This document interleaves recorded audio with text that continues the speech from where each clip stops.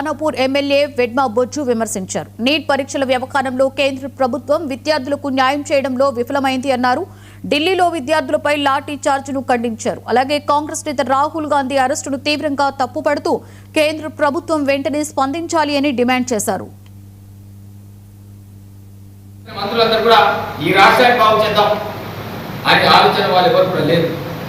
కేవలం మోదీ ఎట్లా చెప్తే అట్లా వినడం, తలుపడం, ఏ చేయమంటే అది చేయడం తప్ప ఈ రాష్ట్రానికి దేశానికి ఈ కేంద్ర మంత్రివర్గం దేని కూడా పనికిరాదు.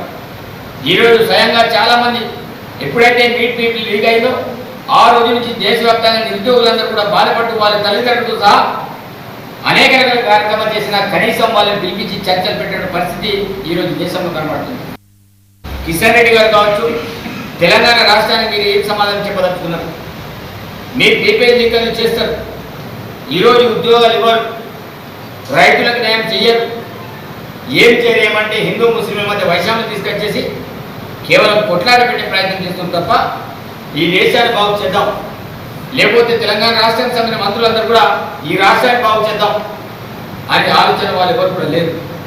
కేవలం మోదీ ఎట్లా చెప్తే అట్లా వినడం, తలుపడం, ఏ చేయమంటే అది చేయడం తప్ప ఈ రాష్ట్రానికి దేశానికి ఈ కేంద్ర మంత్రివర్గం దేని కూడా పనికిరాదు.